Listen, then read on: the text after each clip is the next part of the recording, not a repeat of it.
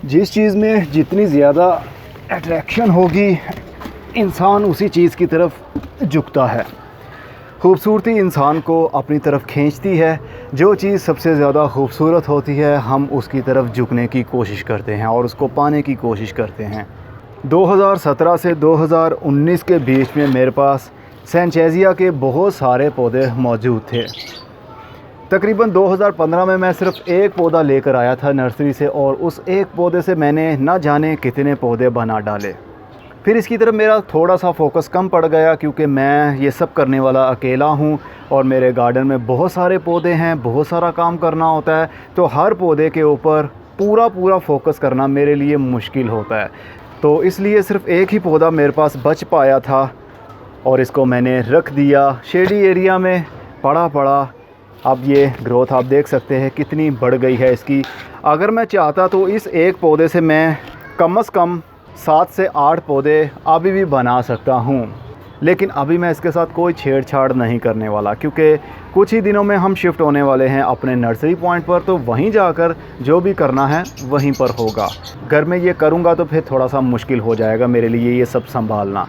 Landscaping का आपने नाम तो सुना होगा, मतलब आपके पास पार्क है, जो ग्राउंड है घर में, ग्राउंड के कौन से एरिया में किस तरह का पौधा होना चाहिए और कौन से मौसम के लिहाज से पौधा होना चाहिए, ये लैंडस्केपिंग में आता है। मैं कोई लैंडस्केपर तो नहीं हूँ, लेकिन काफ़ी हद तक नॉलेज मुझे होता ही है क्योंकि इन चीज़ों से मुझे मोहब्बत जो है, और जिस चीज़ से मोहब्बत होती है उसके बारे में सीखने को भी दिल चाहता है। तो इस पौधे की एक ख़ासियत भी है जो कि बहुत बड़ी ख़ासियत है, वो अभी आपको मैं बताता हूँ। सैनचेज़िया एक ऐसा पौधा है जिसका लोकल नाम तो मुझे मालूम नहीं है और बहुत से लोग कमेंट बॉक्स में मुझसे पूछते भी हैं कि सैनचेज़िया का या कोई सा भी पौधा हो उसका देसी नाम क्या है, लोकल नाम क्या होता है हमारे इलाके के हिसाब से। तो मैं उनसे सॉरी करना चाहूँगा क्योंकि मुझे ज़्यादातर इंग्लिश नाम ही पता होते हैं पौधों के। वैसे तो मैं पंजाबी हूँ, उर्दू भी बोल सकता हूँ, पंजाबी भी खूब अच्छे से जानता हूँ। मैं ख़ुद लोकल बंदा हूँ, लेकिन लोकल नर्सरी पर जाकर लोकल माली जो होते हैं उनके साथ मैंने कभी भी कांटेक्ट नहीं किया। मेरा ताल्लुक़ भी ऐसे लोगों के साथ है जो थोड़ा सा एक्सपीरियंस रखते हैं इस फील्ड में। उन माली लोगों के साथ कांटेक्ट नहीं होता है जो जिनसे आप जाकर पौधे ख़रीदते हैं, वो लोकल नेम आपको बताते हैं, लेकिन मुझे लोकल नेम नहीं मालूम होते। किसी पौधे के मालूम होते हैं तो मैं वीडियो में बता देता हूं आपको। लेकिन अगर फिर भी आपके लिए कन्फ्यूजन रहती है तो जो वीडियो का पार्ट मैं आपको दिखा रहा होता हूं वो छोटा सा पार्ट आप या तस्वीर उसकी माली लोगों को दिखा दे जाकर नर्सरी पर, तो वो फ़ौरन समझ जाते हैं कि वो कौन सा पौधा है। वो लोकल नेम भी आपको बता देते हैं उसका। तो सैनचेज़िया की ग्रोथ करना कोई मुश्किल बात नहीं है, लेकिन मुझसे जितने भी लोगों ने सैनचेज़िया पौधा ख़रीदा वो तकरीबन कुछ ही हफ़्तों या कुछ ही महीनों के अंदर मर जाते थे क्योंकि सबसे बड़ी रीज़न इसकी होती है मौसम का इफ़ेक्ट। मौसम का इफ़ेक्ट हम इंसानों के ऊपर भी होता है, जानवरों पर भी और पौधों के ऊपर भी। लेकिन हम ये समझते हैं, जैसा कि मैं कहता हूँ, पौधों को सूरज की रोशनी की ज़रूरत होती है, ब्राइट लाइट चाहिए होती है। तो इस चीज़ को हम ज़्यादा समझ नहीं पाते कि धूप सीधी चाहिए या उसकी रेस चाहिए, किरणें चाहिए, या फिर उसको कंप्लीट शेडी एरिया चाहिए। जैसा कि इस एरिया में जहाँ पर मैं खड़ा हूँ यहाँ पर शेडी एरिया है, धूप नहीं है। थोड़ा सा आप आगे जाएंगे तो यहाँ पर इसकी किरणें आ रही हैं, सूरज की सीधी फुल डे की धूप नहीं आ रही। थोड़ा सा और आगे जाएंगे यहाँ पर फुल डे की धूप भी आएगी, यानी पूरी धूप आएगी। छन कर धूप, किसी चीज़ का शेड नहीं होगा, उसको फुल सनलाइट कहते हैं। तो करीब से अभी आपको दिखाता हूँ और थोड़ा सा बताता हूँ आपको इसकी केयर आपने कैसे करनी है। वैसे तो ये एक ट्रॉपिकल एरिया का पौधा है जहाँ पर, जिसको रेन फॉरेस्ट भी कहते हैं, जंगलों में जहाँ पर नमी हर वक्त बनी रहती है। वक्त के साथ साथ दिन में 3 से 4 मरतबा या कम से कम 1 मरतबा बारिश भी होती है।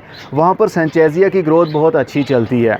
लेकिन घबराइए मत, ये गर्म इलाकों में, जैसा हमारा ये पाकिस्तान है, इंडिया है, बांग्लादेश है, नेपाल है, यानी एशिया के इलाकों में नमी और गर्माहट तो बनी ही रहती है। यहाँ पर 12 महीने या 10 महीने ठंड नहीं पड़ती।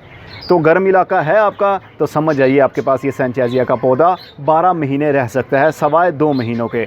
दिसंबर और जनवरी का महीना, क्योंकि ये बहुत ज़्यादा ठंडे महीने होते हैं। इस पौधे की अच्छी ग्रोथ के लिए, बड़े बड़े पत्तों के लिए इसका टेम्परेचर 25 डिग्री से 35 डिग्री या फिर 40 डिग्री के बीच में भी रहे तो अच्छी ग्रोथ होगी। अगर 25 डिग्री से इसका टेम्परेचर नीचे गिरता है, 20 हो जाता है, 15 हो जाता है, तो फिर इस पौधे को काफ़ी स्ट्रेस मिलेगा। इसके पत्ते भी छोटे हो जाएंगे, बल्कि पत्ते छोटे क्या होने हैं, इसके पत्ते पीले होकर गिर जाएंगे, सिर्फ टहनियाँ ही रह जाएंगी, पत्ता कोई नहीं होगा और एक टाइम आएगा आपका पौधा मर जाएगा।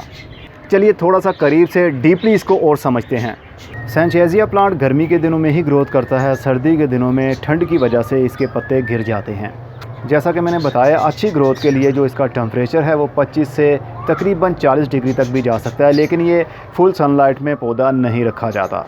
लैंडस्केपिंग में अगर आपके घर में जो दीवार है, दीवार के साथ जो पौधे होते हैं वो अक्सर मर जाते हैं, और अक्सर सूरज की कम धूप आने की वजह से और वहाँ पर ज़्यादा कीड़े पैदा हो जाने की वजह से, क्योंकि वहाँ पर नमी का लेवल ज़्यादा बना रहता है, जल्दी मिट्टी खुश्क नहीं होती है दीवार के साथ साथ जो बाउंड्री होती है, तो वहाँ पर सैनचेज़िया बहुत अच्छे से ग्रोथ करता है। दीवार के साथ भी अगर इसको लगा दिया जाए, सीधी सीधी धूप इसके ऊपर ना आए, सिर्फ सूरज की रोशनी आती रहे, पूरा दिन की ब्राइट लाइट आती रहे, तो बहुत अच्छी ग्रोथ चलती है। इवन कि इसको कंप्लीट शेडी एरिया में भी रखा जा सकता है, जहाँ पर धूप की 1% भी किरण नहीं आती, सिर्फ रोशनी ही आती है, धूप ना आती हो, वहाँ पर इसकी ग्रोथ बहुत अच्छी चलती है। लेकिन जहाँ पर बहुत ज़्यादा रोशनी कम रहती होगी, यानी पत्ते ही इतने ग्रोथ कर लेते हैं कि ज़मीन के ऊपर रोशनी सूरज की नहीं आ पाती, तो वहाँ पर पत्ते इसके सूखने लगते हैं, काले रंग में बदलने लगते हैं, लो लाइट डेफिशिएंसी की वजह से। ज़्यादा डेंसिटी में इसको ग्रोथ ना करवाने दें तो ही अच्छा रहता है।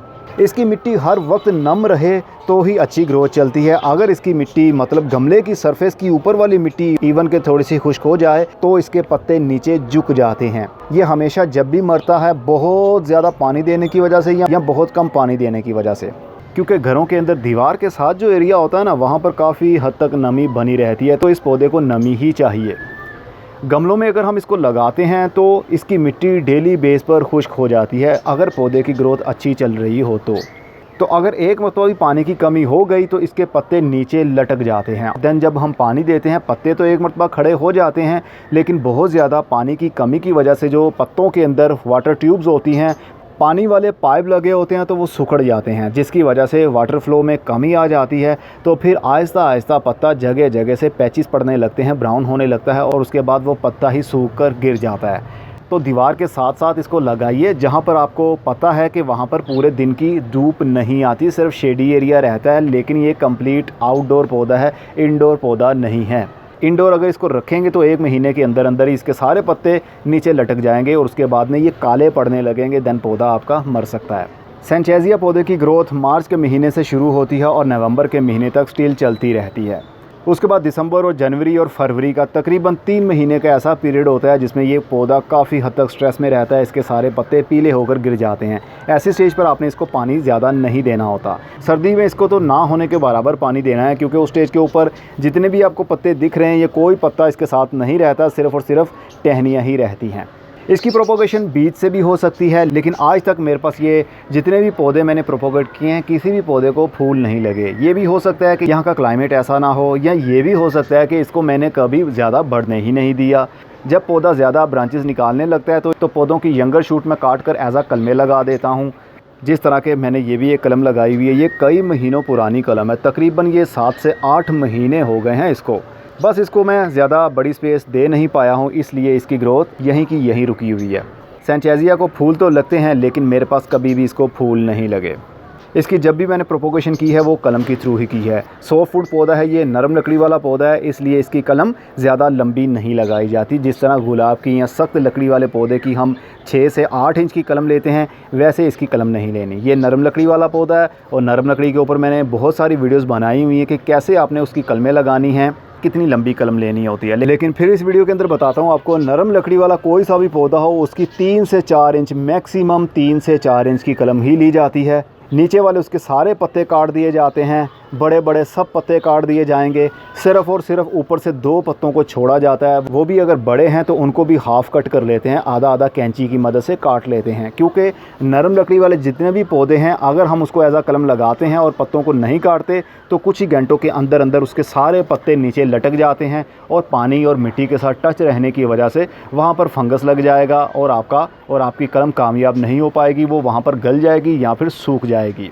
अगर आप ठंडे इलाके से हैं, टेम्परेचर 15 से 20 या 25 डिग्री हर वक्त बना रहता है तो फिर इस पौधे की ज़्यादा अच्छी ग्रोथ वहाँ पर नहीं चल पाएगी। ये गर्म इलाकों में ही ग्रोथ करता है, लेकिन फुल डे की धूप में नहीं रखना इसको। हमेशा जब भी रखें शेडी एरिया में ही रखें, चाहे तो ठंड हो चाहे गर्मी हो, शेडी एरिया में ही ये अच्छे से चलता है।